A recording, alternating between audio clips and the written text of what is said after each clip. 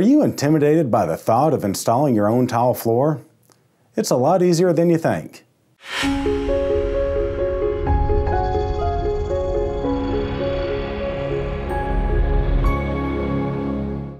While there are a couple extra steps when installing a tile floor compared to, say, a laminate or engineered, once you understand these steps, the process is pretty straightforward. Like with most construction projects, the first step is demolition. Let's have some fun with this. You get to tear something up and you won't get in trouble for it. Now you're going to use some basic tools like a sledgehammer and a pry bar, but you also want to use some specialty tools like this heavy-duty floor scraper to make the job easier. Once your demo and prep is complete, the first step of the installation process is mixing your thin set. Now the two most common type of thin sets are your basic concrete mortars and then what they call latex modified. Now you're going to want to use a latex modified thin set for larger tiles, say sizes 16 by 16 and bigger, and it's actually latex mixed into the thin set, so it'll give that larger tile a little bit of a cushion so it's less prone to break during its lifespan.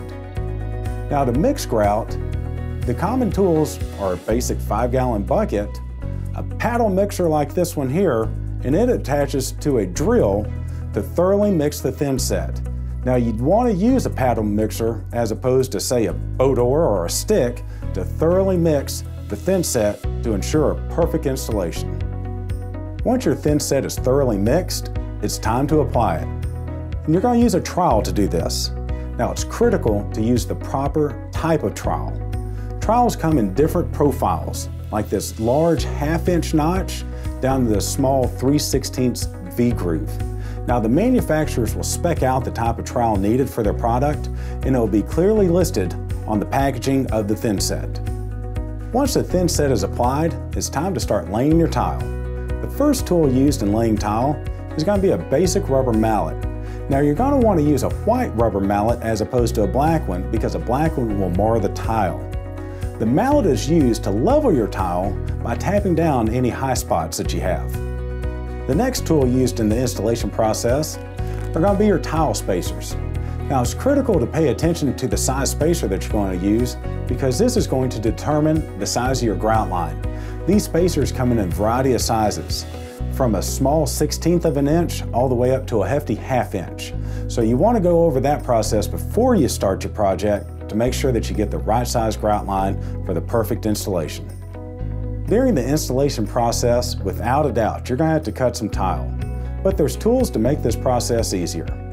The first tool is your basic manual scorer. It uses a diamond tip blade to score the tile, and you just break it apart on the score line. The next tool is a wet saw, and this is what the pros use. Now if you just are doing a basic job, a manual scorer will do great. But if you have a big job or plan on doing multiple jobs, it might be a good idea to invest into a wet saw of your own. Once the tile has been installed and the thin set has had time to dry, typically overnight, it's time to start the grouting process. Now there's two basic types of grout. The type of grout that you mix yourself, similar to thin set, and then you have pre-mixed epoxy grout. Now pre-mixed epoxy grout is more expensive, but it contains chemicals that make it very stain resistant. Both types of grouts are applied the same way. So you're going to remove your tile spacers, which determine the size of your grout line, and use a grout float just like this one here to fill and level out your grout lines.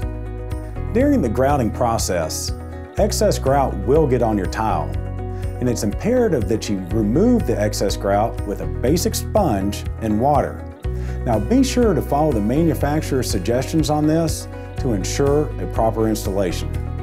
By understanding the steps, products, and tools involved in a proper tile installation, you can save a boatload by doing the job yourself.